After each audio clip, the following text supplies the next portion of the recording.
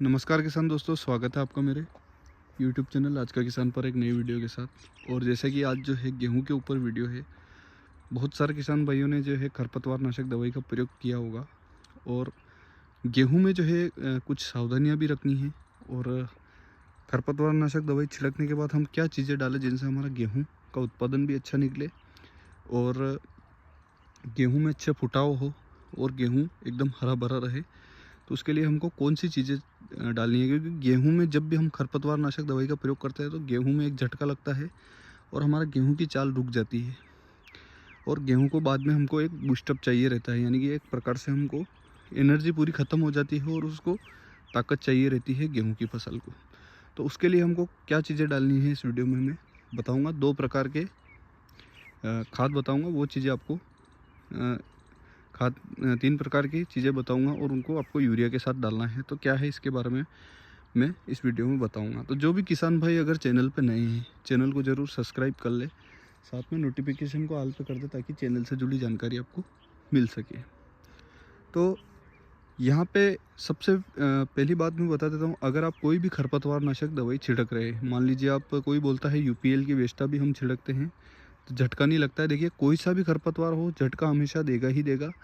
लेकिन अगर आप यहाँ पे मंडूसी गेहूं के मामा की या जिसको होमिया जो बोलते हैं, गुल्ली डंडा बोलते हैं बहुत से क्षेत्रों में, तो अगर आप वो खरपतवार मिक्स है, जैसे कि यूपीएल वेस्टा में क्लोडिनोफोप प्रोपोजाइल आता है, अलग से उसके पाउच भी आते हैं। तो अगर वो मिक्स करके आप अगर मेटसल्फ्यूरान मेथाइल या 2,4-D के साथ आप डाल रहे हैं तो इस चीज़ का ध्यान रखें, आपके गेहूँ कम से कम 25 दिन प्लस होने चाहिए, यानी कि आपके गेहूँ 25 दिन से ऊपर होने चाहिए। अगर आप वही 15 दिन के गेहूं हैं और अगर आप खरपतवार छिड़क रहे हैं तो आपको बहुत झटका देखने को मिलेगा और आपकी फसल पूरी तरीके से बिगड़ जाएगी। तो इसका आपको ध्यान रखना है, आपको गेहूं कम से कम 25 दिन प्लस होने चाहिए अगर आप क्लोडिनोफोप प्रोपोजाइल का प्रयोग कर रहे हैं। तो इस चीज़ का आपको ध्यान रखना है। और मैंने यहाँ पे जो है 2,4-D और क्लोडिनोफोप प्रोपोजाइल दोनों को डाला है। प्रति टंकी की बात कर लेता हूँ मैं 2,4-D की, तो मैंने यहाँ पे 50 ml के लगभग लिए, क्योंकि खरपतवार थोड़ा बड़ा था मेरे, तो मैंने 50 ml प्रति टंकी के साथ 2,4-D डाली 15 लीटर की स्प्रे टंकी के साथ। और इसके साथ मैंने एक पाउच क्लोडिनोफोप प्रोपोजाइल का डाला है।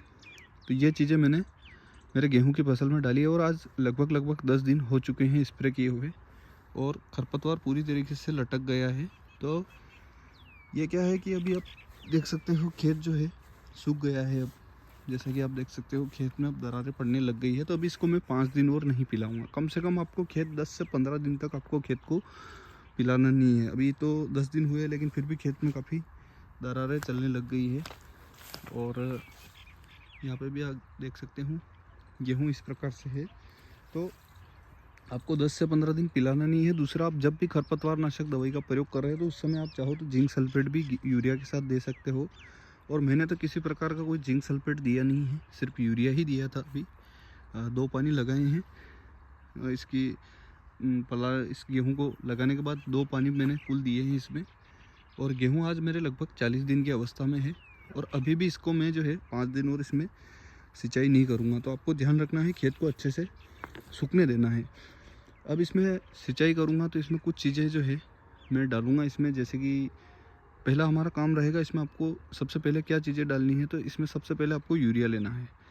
और अगर आप खरपतवार नाशक दवाई छिड़कने वाले हो तो भी उस समय यूरिया दे, ताकि आपको झटका थोड़ा कम देखने को मिलेगा। जैसे कि मेरे गेहूं है, इसमें झटका कम लगा है और अब मेरे गेहूं फिर से रिकवर हो चुके हैं। जैसे कि फिर से अभी इन क्यारियों में देख सकते हैं आप, गेहूँ बिल्कुल हरेपन पे आने लग गए हैं। तो इसका फ़ायदा ये रहता है। तो आप कभी भी खरपतवार नाशक दवाई प्रयोग कर रहे हैं तो इससे पहले यूरिया का आप गीले नमी वाले खरपतवार नाशक का प्रयोग कर रहे हो तो आप यूरिया हमेशा पहले सिंचाई कर रहे हैं तो उस सिंचाई में आप यूरिया देवें, ये फ़ायदा आपको मिलेगा। अब यहाँ पे 15 दिन हो जाएंगे। 15 दिन के बाद मैं अभी 5 दिन बाद इसमें 2 प्रकार के खाद बता रहा हूँ, आप उनका प्रयोग कर सकते हैं। सबसे पहले आपको यूरिया लेना है। यूरिया की मात्रा आपको 22 से 25 किलो प्रति बीघा लेनी है। ज़्यादा मात्रा में आप यूरिया का प्रयोग ना करें और उसको लिमिटेड ही डालें आप, यानी कि 25 किलो तक ही आप बीघे का डालें, या इससे आपको लगता है झटका थोड़ा ज़्यादा है तो 4-5 किलो मात्रा और बढ़ा लीजिए। बाकी 30 किलो से ज़्यादा यूरिया ना ले बीघे का। इसके साथ आपको जो है आपको लेना है एक लेना है जिंक सल्फेट। जिंक सल्फेट अगर 33% वाला हो तो उसकी मात्रा आप 3 किलो रखिए, अगर 21% वाला है तो उसकी मात्रा आप 4 किलो रखिए। इसके साथ आप इफ्को की जो सागरिका आती है या बायोविटा का जो दानेदार आता है वो चीज़ें आपको लेनी है, या आप धनजाइम गोल्ड जो आता है वो भी आप यहाँ पे ले सकते हैं, या सागरिका गोल्ड भी आती है वो भी आप यहाँ पे ले सकते हैं। तो ये चीज़ें आपको लेनी है। या फिर इसके अलावा आप एक कॉम्बिनेशन और डाल सकते हैं, यूरिया और 500 से 700 ग्राम प्रति बीघे का ह्यूमिक एसिड, और इसके साथ आपको डालना है सल्फर 80 से 90% वाला, या 80% अगर WDG मिल जाए तो वो बेस्ट काम करेगा, आपके फंगिसाइड का भी काम करेगा और एक तत्व का भी काम करेगा। तो वो लेना है आपको 3 किलो प्रति बीघे के हिसाब से, और ये चीज़ें आपको मिक्स करके यूरिया के साथ डालनी है। तो मैंने बताया आपको 2 चीज़ें डालनी है, या तो आप जिंक सल्फेट, सागरिका और यूरिया ये कॉम्बिनेशन ले सकते हैं, या फिर आप यहाँ पे ह्यूमिक एसिड और सल्फ़र इन दोनों का भी आप कॉम्बिनेशन ले सकते हैं, यूरिया का, इन तीनों का।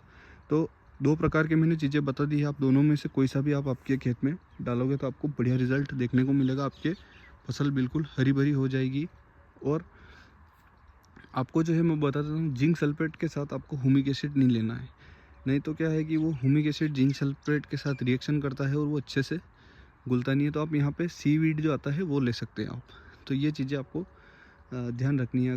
अगर सल्फ़र की बात कर लेता हूँ तो सल्फ़र में आप ह्यूमिक एसिड डाल सकते हैं, उसमें कोई रिएक्शन नहीं होता है और उसमें घुल भी जाता है सल्फ़र, और दोनों का मिक्सचर भी हो जाता है। तो ये चीज़ें आपको ध्यान रखनी है। तो आप दो प्रकार की मैंने चीज़ें बताई हैं, 2 प्रकार के मैंने खाद बताए हैं। तो ये यूरिया के साथ मिला के आपको डालना है, तो आपके खेत में आपको बढ़िया रिजल्ट देखने को मिलेगा। लेकिन आपको ध्यान ये रखना है, आपको खेत अच्छे से सूखने देना है। तो अभी मेरे 10 दिन तो हो चुके हैं, खेत में दरारें भी पड़ने लग गई, लेकिन फिर भी इसको 5 दिन और मैं सुखाऊंगा। तो उम्मीद करता हूँ ये जानकारी आपको अच्छी लगी होगी। जानकारी अच्छी लगे तो प्लीज़ वीडियो को लाइक करें, नए किसान भाई हो तो चैनल को सब्सक्राइब करें, और चैनल पे ज़्यादा से ज़्यादा सपोर्ट करें वीडियो को, और चैनल को ज़्यादा से ज़्यादा शेयर करें। धन्यवाद। जय जवान, जय किसान, जय हिंद, जय भारत।